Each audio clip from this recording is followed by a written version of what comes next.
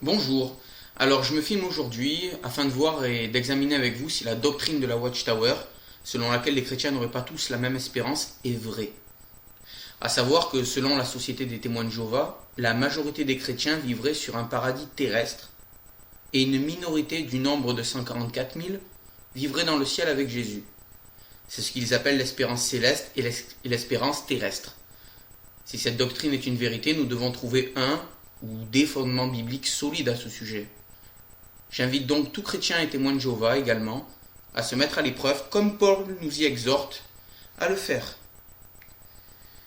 afin de ne pas suivre aveuglément une parole d'homme, mais de faire comme les Juifs de Béret, qui examinaient chaque jour les Écritures pour voir si ce qu'on leur disait était exact.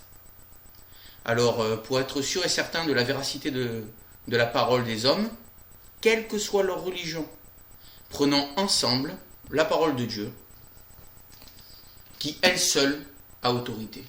Nul besoin des hommes pour comprendre Dieu, car Paul a dit « Il n'y a rien d'autre dans nos lettres que ce que vous y lisez et comprenez. » Alors, analysons ensemble la parole de Dieu, qui est là pour trancher et nous dire ce qui est vrai et ce qui est faux.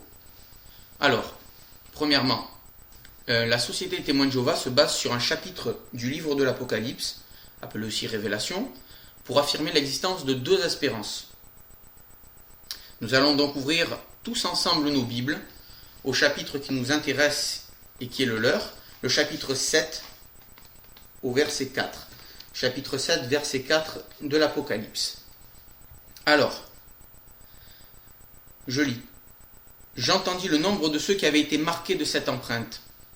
Ils étaient 144 000 de toutes les tribus d'Israël. 12 000 de la tribu de Juda, 12 000 de la tribu de Ruben, 12 000 de la tribu de Gad, 12 000 de la tribu d'Asser, 12 000 de la tribu de Nephtali, 12 000 de la tribu de Manassé, 12 000 de la tribu de Siméon, 12 000 de la tribu de Lévi, 12 000 de la tribu d'Issachar, 12 000 de la tribu de Zabulon, 12 000 de la tribu de Joseph, 12 000 de la tribu de Benjamin, tous marqués de cette empreinte. Alors, à partir de ces quelques versets, la Société des témoins de Jéhovah affirme que ce nombre, 144 000, doit être pris au sens littéral. Et ce nombre serait le nombre d'élus pour le ciel. Cependant, elle affirme qu'il s'agit de juifs spirituels, qui sont tous des témoins de Jéhovah, et ne sont pas des juifs selon la chair, comme le texte pourrait le prétendre à première lecture. La question qui peut arriver à l'esprit est la suivante. Peut-on prendre la moitié d'un verset au sens littéral et l'autre moitié au sens figuré ? Eh bien, la Société répond à cette question.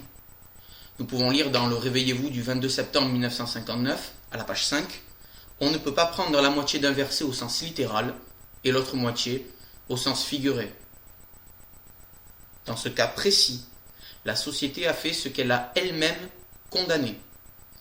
Nous n'allons pas nous attarder sur l'identité des 144 000, qui pourtant à première vue semblent être des juifs selon la chair. Autrement, Dieu n'aurait pas pris soin de décrire et de définir les tribus auxquelles chacun appartient. Après, la question qu'on peut poser, sinon, c'est à quelle tribu vous appartenez, à quelle tribu appartiennent les ouins que vous connaissez. Et là, d'un coup, ça pose une colle. Alors, à partir du verset 9 du même chapitre, le 7, tout devient clair et un contraste évident est mis entre les juifs et les païens convertis. Je lis le texte, Apocalypse chapitre 7, versets 9 à 10. Après cela, je regardai et je vis une foule immense que personne ne pouvait compter. C'étaient des hommes de toutes nations, tribus, peuples, langues. Ils se tenaient debout devant le trône de l'agneau, habillés de robes blanches, de feuilles de palmier à la main, et ils criaient d'une voix forte. Le salut est à notre Dieu qui est assis sur le trône et à l'agneau. Alors, selon la Watchtower, ces deux versets représentent la majorité des chrétiens qui vivraient sur la terre, sur un paradis terrestre. Pourtant, nous allons voir seulement 2 points irréfutables pour nous apercevoir que la sainte parole de Dieu affirme que la grande foule est au ciel comme les 144 000. Premier point, en Apocalypse chapitre 7, versets 13 à 15, il est écrit au sujet de la grande foule. L'un des anciens prit la parole et me dit, donc il parle à Jean, ce sont ceux qui viennent de la grande tribulation. Ils ont lavé leurs robes, ils l'ont blanchi dans le sang de l'agneau. C'est pourquoi ils se tiennent devant le trône de Dieu et le servent jour et nuit dans son temple. Celui qui est assis sur le trône les abritera sous sa tente. Bon, selon une lecture objective du texte, il est évident que la grande foule est devant le trône de Dieu et qu'elle le sert dans son temple. La société affirme que le temple de Dieu est sur terre et que la grande foule est donc sur terre. Si cela est vrai, nous devrions forcément trouver la preuve dans le texte. Or, nous allons voir que l'Écriture affirme le contraire. Clairement et à maintes reprises, la Bible nous dit que le temple de Dieu est au ciel et non pas sur la terre. Voici les versets. En Apocalypse chapitre 11, verset 19, « Alors le temple de Dieu qui est dans le ciel fut ouvert. » Au chapitre 14, verset 17, « Un autre ange sortit du temple qui est dans le ciel. » Chapitre 15, verset 5, « Après cela je regardai, et le temple, le tabernacle du témoignage, fut ouvert dans le ciel. » Au chapitre 4, verset 2, « Aussitôt je fus ravi en esprit, et voici il y avait un trône dans le ciel, et sur ce trône, quelqu'un. » Il est bibliquement indéniable que selon la logique du texte, et de tous ces versets que je viens de citer, la grande foule est dans le temple de Dieu. Elle est forcément au ciel avec lui, puisque nous venons de le lire que le temple de Dieu est dans le ciel. L'Écriture le dit à maintes reprises. Prétendre le contraire, c'est aller tout simplement à l'encontre de l'Écriture. Voici le dernier point qui prouve irréfutablement que la grande foule est au ciel, et que l'espérance de l'Évangile est unique. Elle est céleste. Dans la lecture qui va suivre, au chapitre 21, versets 1er à 3 de l'Apocalypse, nous allons voir que le royaume des cieux, la ville sainte, la Jérusalem nouvelle, descend du ciel sur la nouvelle création pour habiter avec les hommes. Les hommes. Selon la société, seuls les 144 000 font partie de ces hommes qui vivront avec Dieu dans la cité sainte où se trouve Dieu. Lisons le texte. « Puis je vis un ciel et une nouvelle terre, car le premier ciel et la première terre avaient disparu, et la mer n'existait plus.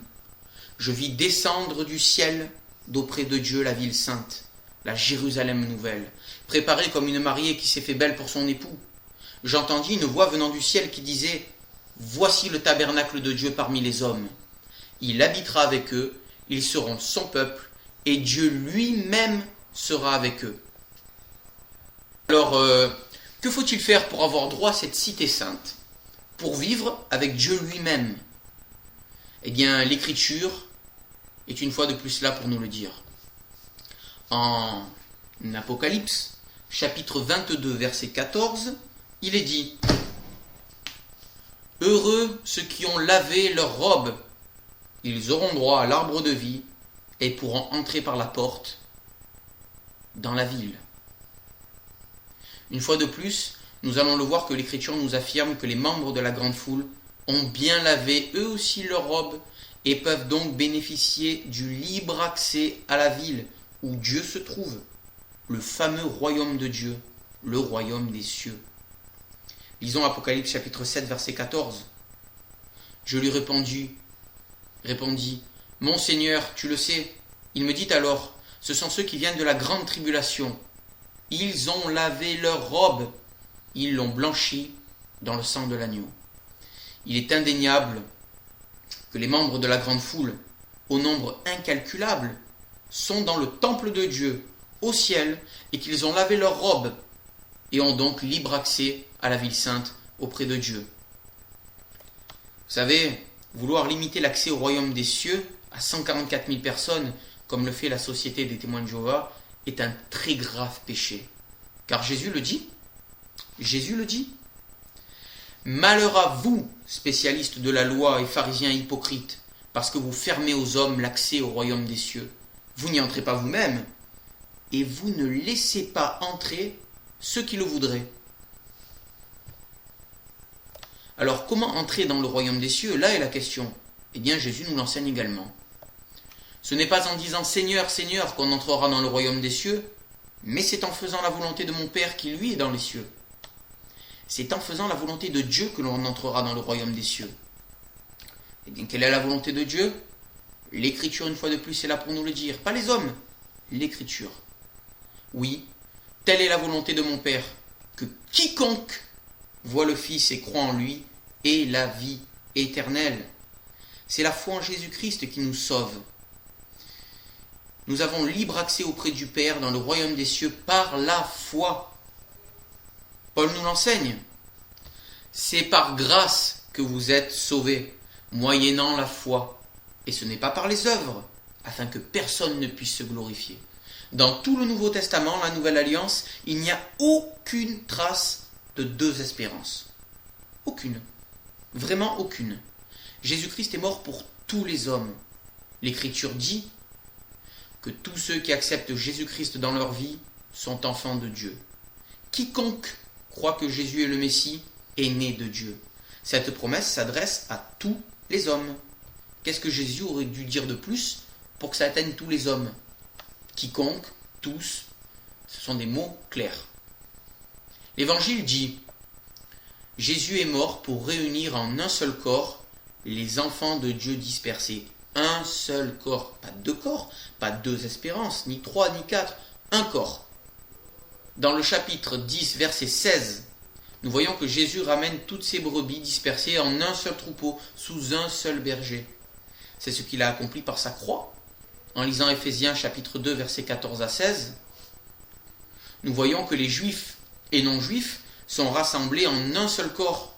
Des deux réalités, Jésus n'en a fait qu'une.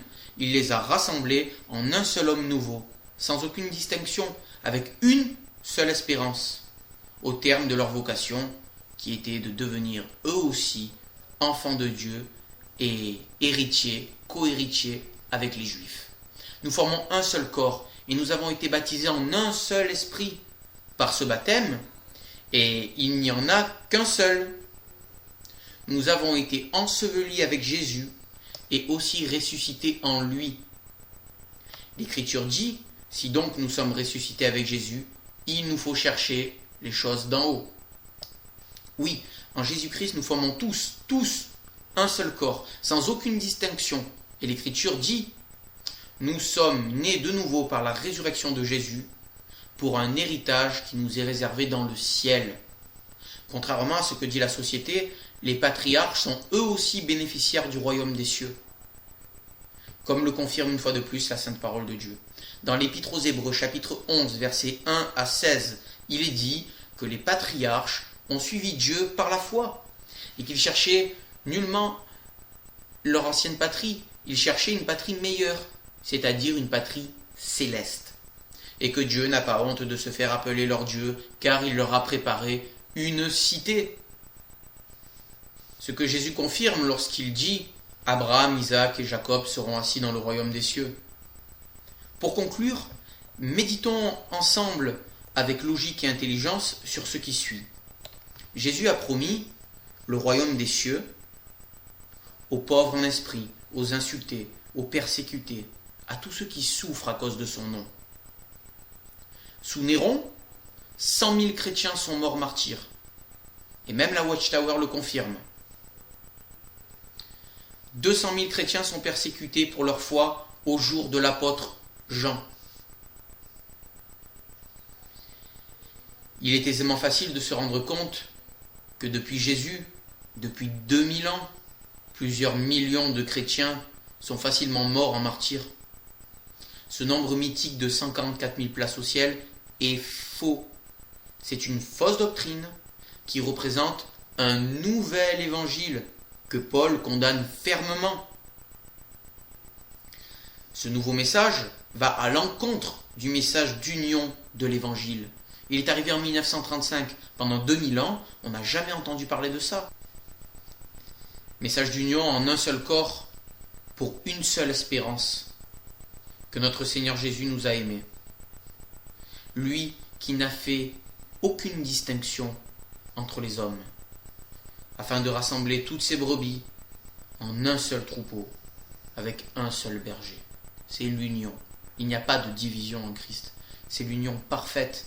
Vous ne trouverez nulle part dans le Nouveau Testament une trace quelconque de deux espérances. Nulle part, ni dans les textes des premiers siècles jusqu'à nos jours, nulle part. Frères et sœurs en Christ, faites comme les Juifs de Bérée, vérifiez toujours dans les Écritures si ce que l'on vous dit est vrai. Que le Seigneur vous bénisse. Amen.